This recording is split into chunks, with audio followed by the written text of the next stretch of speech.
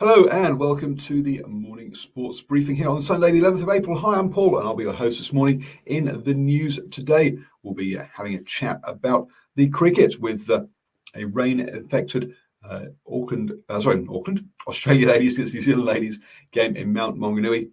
We also had the IPL there. Over in the NRL, we had 3 games yesterday. In the rugby, we had both Super Rugby Aotearoa and Super Rugby AU action. As well as action in the A-League, the NBA and the NBL for football and basketball news, and it's also the Masters in the golf. So lots going on this weekend. This is your best way to start the day out to be with all of the important sports news. And let's kick off with that. So golf. And over in the golf, Justin Rose is currently out on the course. It's the third round is in action. And he is 9 under par, 3 shots clear of chasing a pack there now. So looking good at the moment in the third round. So still plenty to go in that one. No Kiwi representatives, unfortunately, in the Masters this year. Looking at the cricket then, and the Australia women versus New Zealand women. It was the third and final one-day international between these two sides at Mount Maunganui.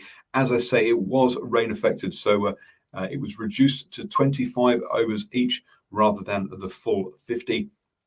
And Australia went into bat first, and Aisley Healy and Beth Mooney made a good start there. Aisley Healy scoring 46 and Beth Mooney 28. In an opening stand of 73. They both fell in quick succession, and after that, batsmen really found it difficult to get themselves in, and they were reduced 149 for 7 off their 25 overs. Leading the bowling, Lee Kasperbeck with 3 wickets led the way for New Zealand. When New Zealand came into bat and they lost Katie Martin early on, and really none of the batsmen managed to get any big scores. We had players making starts like Amy Strathwaite with 20, but really not going on to build the kind of innings that other batsmen could play around. And they made 128 for 9 off their 25 overs, losing the game by 21 runs. Aisley Healy, with that 46, was the player of the match in that one, and Australia take the one-day international series 3-0 in that one. Over in the IPL, and one game over there as the Chennai Super Kings took on the Delhi Capitals.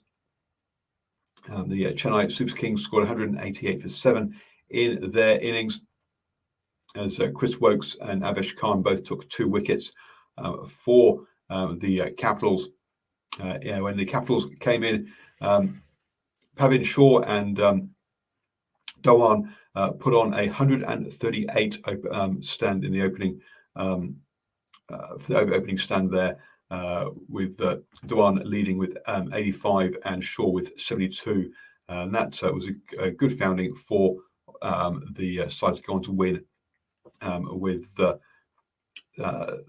8 balls remaining, scoring 190 for 3. So a good win there for the Delhi Capitals in the second game in the IPL.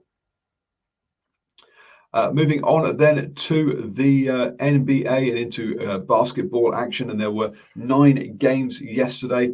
Some of the key results from there included the Pacers beating the Magic 111 to 106. Also, the Clippers are beating the Rockets 126 to 109. The Pelicans were in action against the 76ers.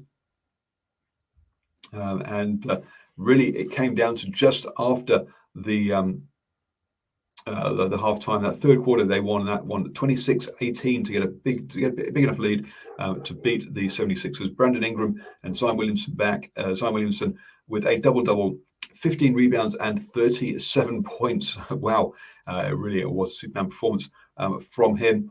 Hernan Gomez came off the bench and scored 10 rebounds and 10 points as well at the bottom there. The 76ers playing with, used 14 players.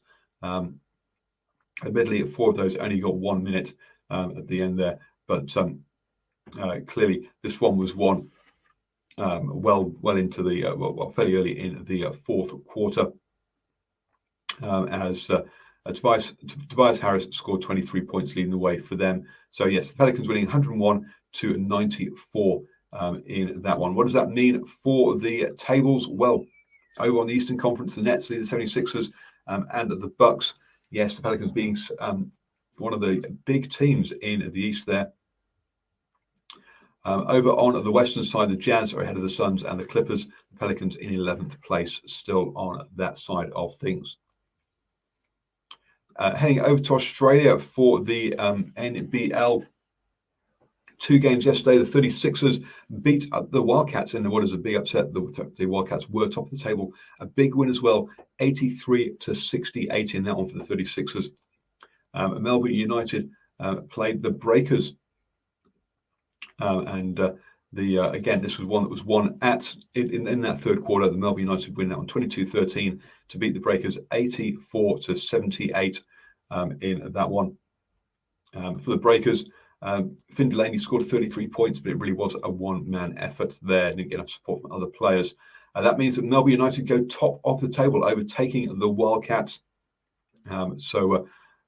Big win for them. It doesn't get any easier for the Breakers. Their next game is against the Wildcats on Tuesday at 9:30 p.m. We have 2 more games today. The Kings take on the South Melbourne Phoenix, and the Hawks take on the Taipans.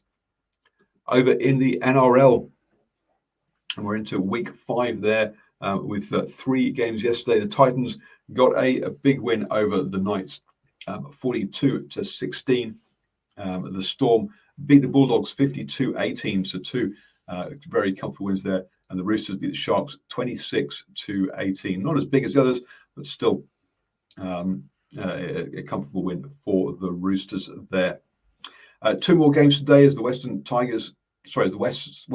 Tigers will take on Cowboys, and the Eels will take on the Dragons. Don't forget to join the standoff on Wednesday evening at 8 p.m. We'll round up all of the action from week 5. As well as look forward to week 6 as well.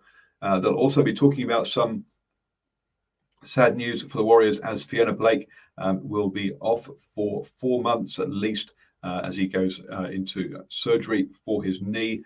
But in happier news for the Warriors, Reece Walsh has been released by the Brisbane Broncos and will be able to join the Warriors early. He'd already signed a 3-year contract starting at the end of the season, so he gets to join early to the Warriors. Do join the boys in the standoff, who will give you all the information around that. Over in the A-League, 3 games yesterday, we saw the Jets lose to Melbourne Victory in a bottom of the table clash there. Melbourne Victory picking up just their 2nd win of the season. Sydney FC drawing 1-1, and Adelaide United also drew 1-1 with Western Sydney Wanderers, as well.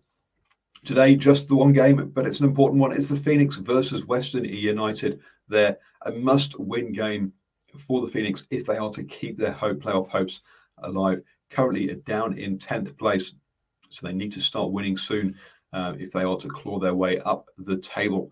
Don't forget to join the Knicks newsletter on Wednesday evening at 9 p.m. Where they'll be reviewing that show. Sorry, reviewing that game there in that one.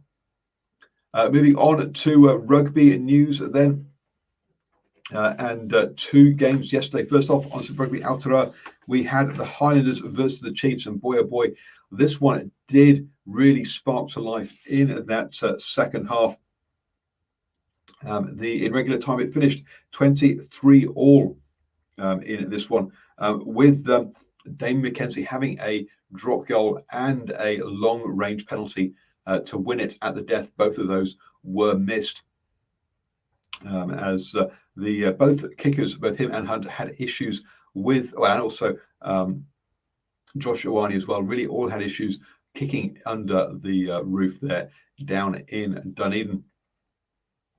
With golden points, and the Highlanders had the first chance to win it with a drop goal, but Josh Ioane sent that well wide. It never looked like going over, and DMAC in the end had a penalty to win it, which he did, and winning that one 23-26 for the Chiefs. That puts them on a 3-game winning streak now, after, I guess, what a lot of thought was going to be a really tough season for the Chiefs. Really have turned things around, even if just by the narrowest of margins. We followed that up with a top of the table clash between the Reds and the Brumbies, and another game that went right down to the wire in this one. The Brumbies led all the way until the 76th minute, when the Reds managed to knock over, James O'Connor knocked over a penalty to take a 24-22 lead.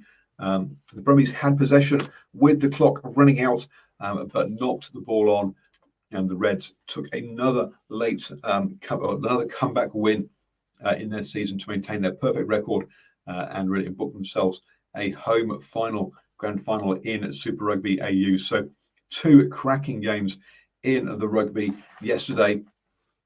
Today, we see the Crusaders take on the Hurricanes. The Hurricanes with their teenage debut fly half in love, and Joe Moody with his 100th cap in that one. With the Crusaders looking to bounce back after their loss to the Highlanders last weekend. Can they do it, or will the Hurricanes get an upset win in that one? We'll have to wait and see. We'll be back at 8 p.m. this evening with the Super Rugby Review Show, where we'll go back over all of the action from the Super Rugby in the live chat. Matthew Platt lets me know that Leicester got a good win over Exeter. That is in the Heineken European Champions Cup, where Exeter are the reigning champions and have been downed by Leinster in that one. A repeat of the final, I think, from last year from memory. Leinster looking good now to go on and win it there. A lot of people were saying that whoever won this one would go on, whoever won this quarterfinal would most likely go on and win the whole thing. So a big win there by Leinster over Exeter in that one. You have now started the day the best way, up to speed with all of the important sports news. Having a cracking weekend, everybody. And so we'll be back at 8 p.m. this evening with the Super Rugby Review Show.